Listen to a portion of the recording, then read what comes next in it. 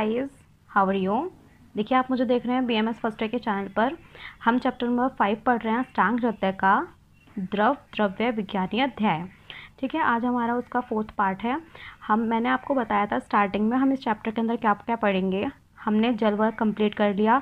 अब आज हम दुग्ध वर्ग स्टार्ट करने वाले हैं। ठीक है, तो हम स्टार्ट करेंगे क्षीर वर्ग। देखिए, group of milk and milk product.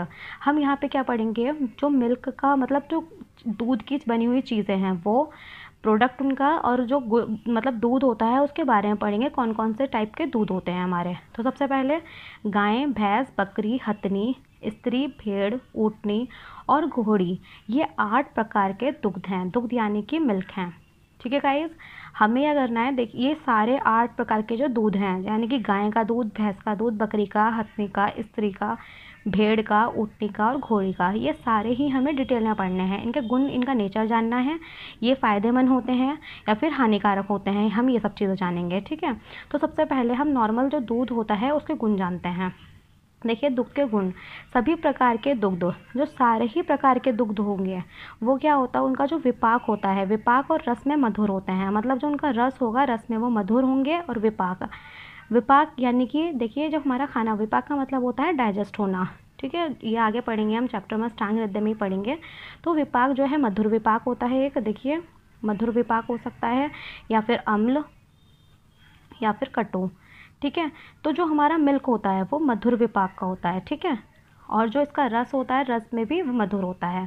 अब देखिए, ओज, ओज यानी कि जो हमारा इम्यून सिस्टम होता है उसे बढ़ाने वाला होता है, धातुओं को बढ़ाने वाला होता है। जब हमारी धातुएं बढ़ेंगी, यानी कि रस, रक्त, मांस, मेद, अस्थि, मज्जा, शुक्र, जब ये सब बढ़ेंगे तो यही सब जो है किसका फॉर्मेशन करते हैं, ओज का। ठीक है, ओज भी बढ़ेगी, ओज की भी वृद्धि होगी। अब देखिए, वात पित्त को नष्ट करने वाला होता है ये, और वीर्य को बढ़ाने वाला होता है। कफ वर्धक होता है, कफ को बढ़ाएगा। कफ को बढ़ा रहा है, इसका मतलब क्या है, ये हैवी होता होगा। और शीतल, ठंडा होता है।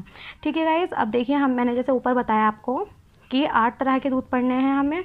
तो सबसे पहले स्टार्ट करते हैं हम गोदुग्ध से। ठीक है, मतलब गाय का दूध। तो गाय का दूध जो होता है, देखिए यहाँ पे श्लोक लिखा है, अष्टांग हृदय का 21 श्लोक है, 22 श्लोक है। हम इसको देखते हैं कि क्या लिखा है इसमें। त्रयः पयो अत्र गत्यं तु जीवनीय रसायनम शतशीर्ण हितम मेध्यम बल्यम स्तन्यकरम सरम श्रम ब्रह्म मदा लक्ष्मी श्वास कास अतितृट सुधा। पहले हम इतना देखते हैं। देखिए, इसमें क्या लिखा है, जो सारे दूध होंगे, सारे ही दूध मतलब जो अलग अलग टाइप के दूध होते हैं उनके अलग अलग गुण होते हैं। तो हम गाय के गुण देखेंगे तो जीवनीय, जीवनीय का मतलब क्या है, ये जीवन देता है। मतलब जीवन, जो हमारा मतलब जो लाइफ होती है उसे बढ़ाता है। ठीक है, और दूसरी चीज़ रसायनम, रसायनम का मतलब क्या होता है, रस से रक्त, मांस, मेद, अस्थि, मज्जा, शुक्र, इन सब धातुओं को उत्पन्न करता है, मतलब इनकी उत्पत्ति करता है। ठीक है, अब देखिए, शत यानी कि चेस्ट इंजरी। अगर किसी को चेस्ट इंजरी हो जाए या वो क्षीण, उसका शरीर क्षीण हो जाए, तो उनके लिए हितम मतलब कि हितकारक, उनके लिए अच्छा होता है। मध्यम, मध्यम का मतलब क्या होता है, बुद्धि, बुद्धि को, बल यानी कि शक्ति को, स्तन्य यानी कि ब्रेस्ट को बढ़ाने वाला होता है ये। ठीक है, सरम, और हमारे पूरे शरीर के अंदर फैल जाता है। अब देखिए, आगे लिखा है यहाँ पे श्रम यानी कि फैटिक, थकान को, भ्रम को। मद, मद का मतलब है, मैं यहाँ लिखती हूँ मद को। देखिए, जो हम अल्कोहल वगैरह पीते हैं, ठीक है, जो अल्कोहल वगैरह पियेंगे उसे बोला गया है यहाँ पे मद का अत्यधिक सेवन करना। ठीक है, जो अल्कोहल वगैरह होता है, मद का अत्यधिक सेवन, अत्यधिक सेवन। ठीक है, अत्यधिक सेवन या फिर अलक्ष्मी यानी कि दरिद्रता, श्वास यानी कि डिस्पनिया, कास यानी कि खांसी, अतितृण मतलब ज़्यादा प्यास, और भूख, भूख को, और जीर्ण ज्वर, जीर्ण ज्वर मतलब कि क्रोनिक फीवर को, मूत्र क्रच, इसका मतलब क्या हो, डिसयूरिया, इसका मतलब होता है डिसयूरिया का हम ले सकते हैं जैसे कि यूरिन में प्रॉब्लम होती है, पेनफुल यूरिन। ठीक है, रक्त पित्तम नाश्येत, मतलब इन सब का क्या करता है, नाश करता है। किस किस चीज़ों का, श्रम, थकान का, भ्रम का, ज़्यादा अत्यधिक सेवन कर लिया हमने अल्कोहल का उसका, दरिद्रता का, डिस्पनिया का, खांसी का, अति प्यास, ज़्यादा प्यास का, भूख का और क्रोनिक फीवर का, डिसयूरिया का, इन सब का क्या करेगा, ये नाश करता है। नाश इसका मतलब होता है नाश करना। अब इसके बाद देखिए गाइज, हम देखते हैं महिषी यानी कि भैंस, दूध का सेवन। ठीक है, इसमें देखते हैं श्लोक दे रखा है, 23 श्लोक है। इसका मीनिंग देखते हैं हम। अत्य अग्नि का व्यक्ति या जिसे निंद्रा न आती हो, उन दोनों के लिए भैंस का दुग्ध हितकारी होता है। यह अन्य दुग्धों से भारी और शीतवीर्य का होता है। अत्यधिक अग्नि, जिसकी अग्नि, देखो यहाँ लिखा है अग्नि को तीव्र, मतलब जो जिसकी अग्नि तीव्र होती है वो व्यक्ति या जिसे निंद्र नहीं आती हो, वो क्या करें, भैंस का दूध पी लें। उन दोनों के लिए हितकारक है। उससे क्या होगा, नींद भी आएगी। क्यों नींद आएगी, क्योंकि भारी होता है, हैवी होता है, तो ये कफ की वृद्धि करा देगा, तो उससे अच्छी नींद भी आ सकती है उसे, और शीतवीर्य होता है ये। ठीक है गाइज, अब इसके बाद देखिए हमने पढ़ लिया है यहाँ पे गाय का दूध पढ़ लिया, भैंस का दूध, इसके बाद हम बकरी का पढ़ेंगे, फिर हथनी, अलग अलग ऐसे सारे पढ़ेंगे हम आज। देखिए गाइज, अब पढ़ते हैं हम अजात दुग्ध। अजात दुग्ध यानी कि बकरी का दूध। ठीक है, बकरी के दुग्ध के गुण, जो उसका नेचर होता है वो कैसा होता है। अल्प अंबुपान, व्यायाम, कटु तिक्त, अश्न, लघु, आजम, शोष, ज्वर, श्वास, रक्त, पित्त, अतिसार, जित। देखिए इसका मीनिंग देखते हैं हम क्या होता है। अल्प अंबु, अल्प अंबु का मतलब क्या है, अंबु का मतलब है थोड़ा जल, मतलब ये करती है थोड़ा जल, पान का मतलब है पीना, ये बहुत कम अमाउंट में पानी को पीती है। और एक्सरसाइज मतलब व्यायाम, व्यायाम ज़्यादा करती है। व्यायाम यानी कि इधर से उधर घूमना, इनकी जो फिजिकल एक्टिविटीज़ होती हैं वो ज़्यादा होती हैं, क्योंकि बकरियाँ चुलबुली होती हैं, इधर से उधर ज़्यादा घूमती हैं, तो कम अमाउंट में पानी पीती हैं और ज़्यादा व्यायाम करती है। और जो खाना खाती है, मतलब जो पत्ते वगैरह खाती हैं, वो क्या होता है, कटु और तिक्त रस के होते हैं। कटु और तिक्त रस के होंगे, तो इसकी वजह से जो इनका दुग्ध होता है वो क्या होता है, लघु। इनका दुग्ध जो होगा लाइट होता है। किसकी वजह से, क्योंकि थोड़ा कम पानी पीती हैं, बहुत कम पानी पीती हैं मतलब, और एक्सरसाइज इनकी ज़्यादा हो जाती है, और कटु और तिक्त का रस का सेवन करती हैं, तो उसकी वजह से इनका जो दुग्ध होता है वो लाइट होता है, हल्का होता है। और देखिए जैसे शोष, किसी को इमेसिएशन हो जाए, या ज्वर फीवर हो जाए, या फिर डिस्पनिया हो जाए, या रक्त पित्त अतिसार हो जाए, तो इन सब में क्या होता है, बकरी का दूध जो है बहुत ज़्यादा फायदेमंद होता है। तो बकरी का दूध उसे पिलाना चाहिए जब ये चीज़ें, मतलब ये डिजीज़ हो जाएं, व्याधियाँ हो जाएं। ठीक है, अब गाइस इसके बाद आता है ऊँटनी का दूध। हम ऊँटनी के दूध के बारे में देखते हैं क्या है। ऊँटनी के दूध का ये श्लोक लिखा हुआ है, इसका मीनिंग समझते हैं हम। 25 श्लोक है चैप्टर नंबर 5 का। देखिए ये क्या होता है, ये जो है हमारा वृक्ष, सबसे पहले यहाँ दिया हुआ है देखिए, वृक्ष और उष्ण। उष्ण यानी कि गर्म, वृक्ष होता है, उष्ण होता है, लवण यानी कि नमकीन होता है।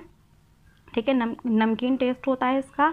और दीपनम, दीपनम यानी कि जाठर अग्नि को तीव्र करता है। ठीक है, जाठर अग्नि को तीव्र करेगा। और इसके बाद में है लघु, लाइट होता है। और वात और कफ, मतलब वात और कफ। आना यानी कि पेट फूलना, जो पेट फूलता है, कृमि, वॉर्म, शोफ, उडिमा। और यहाँ पे उदर लिखा है, उदर यानी कि एब्डोमिनल डिजीज़। और अर्श, अर्श यानी कि पाइल्स। ठीक है, इन सब व्याधियों में इसका सेवन किया जाता है, क्योंकि ये वृक्ष होता है, उष्ण होता है, लवण होता है, और क्या, और जो है जाठर अग्नि को तीव्र करता है। ठीक है, और लघु, लाइट होता है। ये सब गुण हैं इसके, और इसीलिए इसे वात और कफ, जब वात और कफ हो या फिर बढ़ जाएं, या फिर मतलब अन्य, मतलब पेट फूलता है, कृमि वॉर्म हो जाता है, ओडिमा हो जाती है, या फिर उधर एब्डोमिनल कोई भी डिजीज़। एब्डोमिनल डिजीज़ कितनी होती हैं, 8 टाइप के एब्डोमिनल डिजीज़ होती हैं, उन सब में, पाइल्स में इसे दिया जाता है। अब देखिए इसके बाद आता है स्त्री का दुग्ध। स्त्री का दुग्ध के क्या गुण हैं। स्त्री के दुग्ध के गुण होते हैं, देखिए, वात, पित्त, असरग, असरग का मतलब है रक्त, अभिघात यानी कि चोट लगना, अशी यानी कि आंखें, रोग, अजित, तर्पण।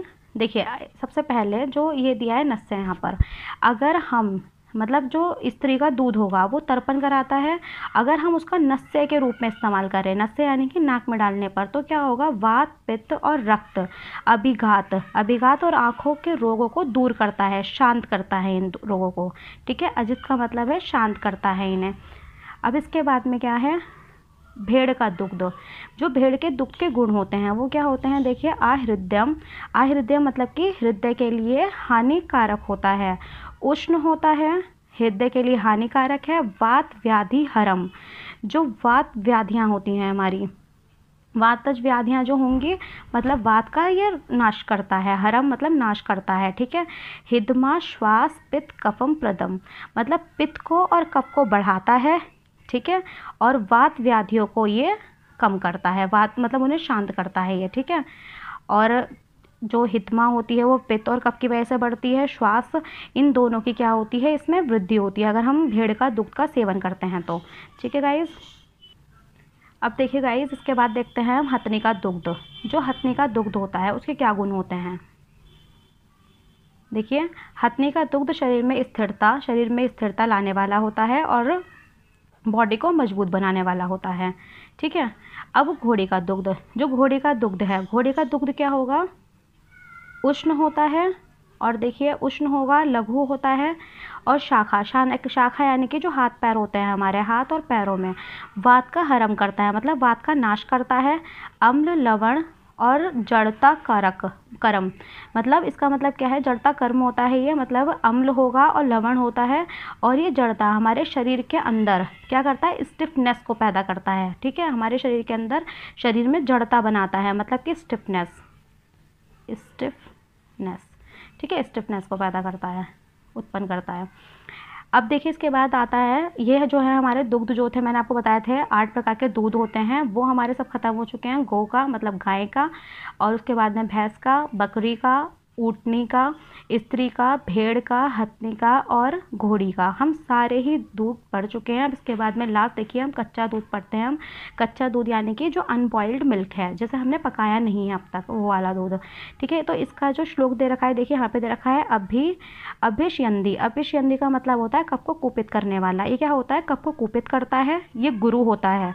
इसके आगे दे रखा है हमें युक्त या श्रुत मयो अन्यथा, मतलब युक्ति पूर्वक गर्म किया गया दुग्ध लघु होता है। देखिए अगर हम कच्चे दूध की बात करें तो कफ को कुपित करता है ये और गुरु होता है, लेकिन युक्ति पूर्वक अगर हमने गर्म कर लिया, युक्ति पूर्वक का मतलब है कि हमने दूध के अंदर मतलब आधा पानी लिया और आधा दूध लिया, उन दोनों को पकाया, ठीक है। जब पकाते हैं हम उसे बॉईल करते हैं, तो हम पकाने के बाद में जो बॉईल करेंगे तो जो वो होगा, पानी होगा उसका, वो ख़त्म हो जाएगा, सिर्फ मिल्क जब रह जाएगा उसे बोला है युक्ति पूर्वक गर्म करने के बाद ये क्या होता है, लघु, ये हल्का हो जाता है। अगर देखिए गाइज, अब इसके बाद यहाँ क्या दिया हुआ है, अतिश्रतम। अतिश्रतम का मतलब क्या है, बहुत गर्म किया गया दुग्ध भारी होता है, मतलब जब हम ज़्यादा दूध गर्म कर लेते हैं तो वो हैवी हो जाता है, ठीक है।